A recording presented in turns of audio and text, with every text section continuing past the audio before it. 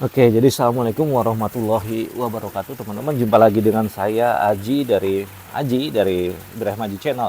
Hari ini kita akan bahas sesuatu yang menarik menurut saya dari ya politik lah biasa lah ya, soal elektabilitas Anies Baswedan, elektabilitas capres-capres, dan nanti ada kaitannya mungkin dengan kasus yang lagi rame, yaitu dugaan korupsi dari yang dilakukan oleh Direktur Moratel. Nah, Direktur Moratel di lingkungan Kemenkominfo, dan Kemenkominfo menterinya adalah Johnny G. Plate yang merupakan sekjen dari Partai Nasdem. Nah, Partai Nasdem ini adalah penyokong Anies Baswedan.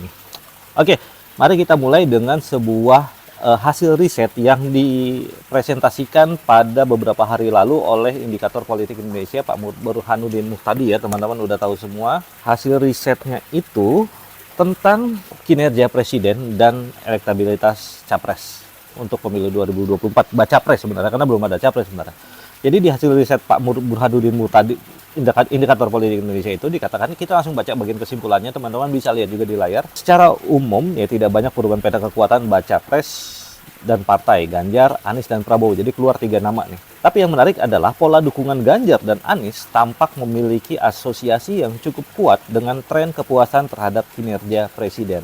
Nah, jadi di sini indikator politik memaparkan hasil risetnya, salah satunya adalah kepuasan terhadap kinerja presiden. Nah, pola dukungan terhadap Ganjar lebih mirip dengan tren kepuasan kinerja presiden. Jadi kalau masyarakatnya makin puas dengan presiden Jokowi tepatnya, maka dukungan terhadap Ganjar juga meningkat. Angka korelasinya positif dan lebih besar. Terhadap Anies, angka korelasinya rendah, tapi dua-duanya tetap naik. Tapi tetap positif karena keduanya menunjukkan tren yang sama-sama meningkat. Tapi growth-nya lebih tinggi yang Ganjar jika disandingkan dengan tren kepuasan presiden. Nah, teman-teman bisa lihat lagi langsung di layar tren pilihan kepada calon presiden. Kalau kita lihat ya teman-teman, ini garis merah itu Ganjar Pranowo dan biru itu garis Anies Baswedan, menunjukkan bahwa Anies Baswedan di bulan November 2022 itu tren kepuasannya, tren pilihan kepada calon presiden Anies Baswedan simulasi 3 nama itu 32,2. Sedangkan di Desembernya Anies Baswedan turun ke 28,3.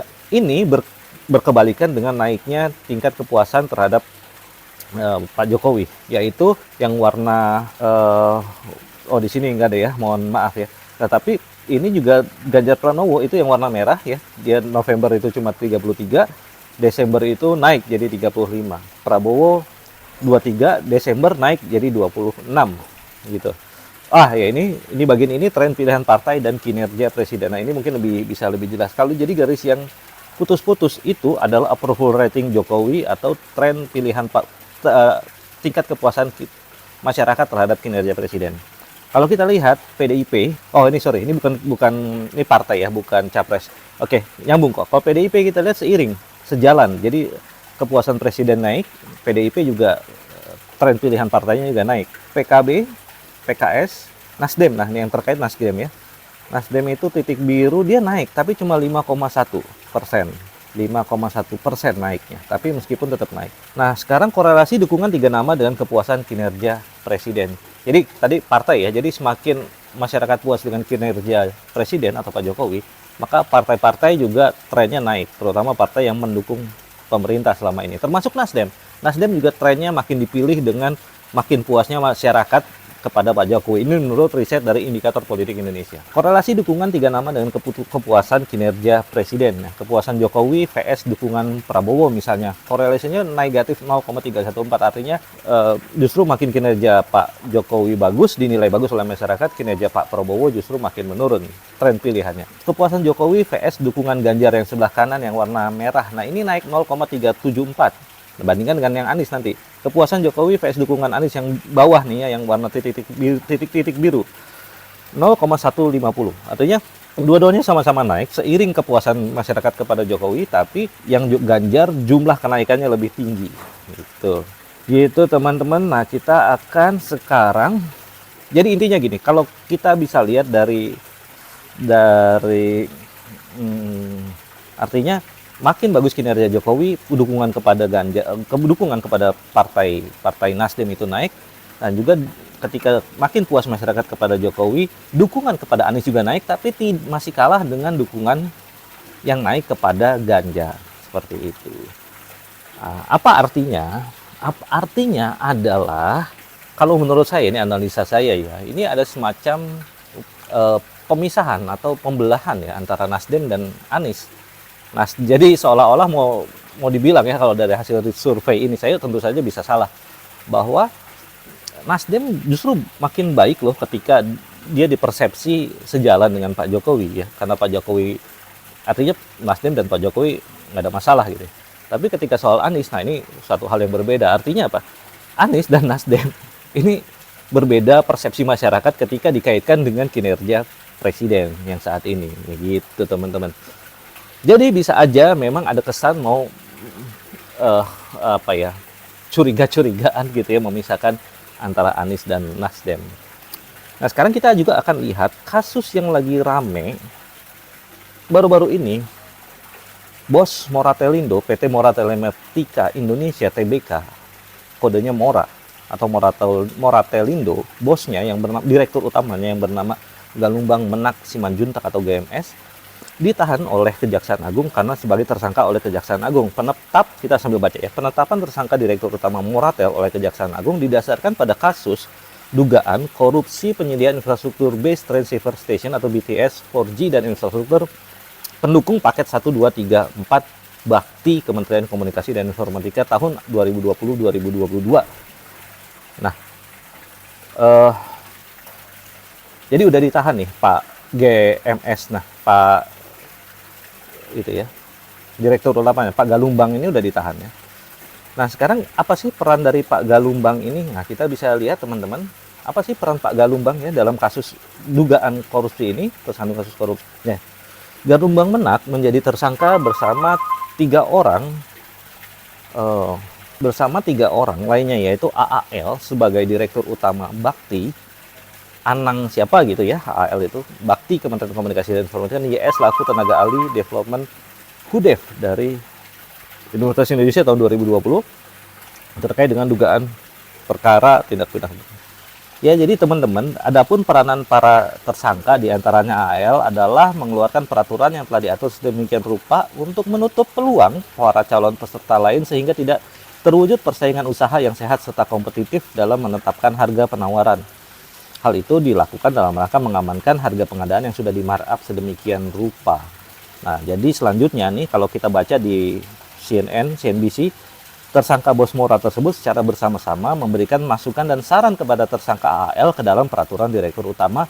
Beberapa hal yang diketahui dimaksudkan untuk menguntungkan vendor dan konsorsium serta perusahaan yang bersangkutan yang dalam hal ini bertindak sebagai salah satu supplier salah satu perangkat. Jadi gitu perannya si Galumbang Menak ini. Dan apakah Menkominfo Menteri Kominfo terlibat? Nah, belum tentu, belum tahu ya. Tapi yang jelas di hari-hari ini tahu-tahu ada berita sejak 5 sampai 6 Januari kemarin itu tahu-tahu ada berita viral yang mengatakan bahwa Menkominfo yaitu Johnny G. Plate mundur dari Menteri Komunikasi dan Informatika Menkominfo. Ini langsung dijawab. Kita lihat baca di CNN ya teman-teman.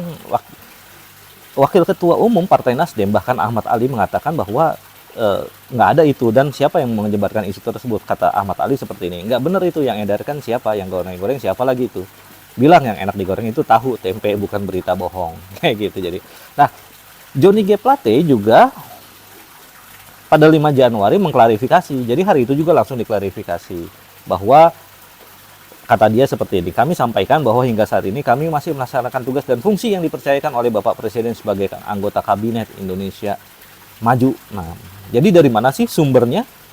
Jadi konon katanya ada link yang beredar, link live streaming tentang pengunduran diri Pak Johnny G. Plate itu. Nah, ketika dibuka link itu udah hilang, tapi tetap itu udah jadi isu dan langsung ternyata oleh wartawan langsung ditanyakan kepada Johnny G. Plate.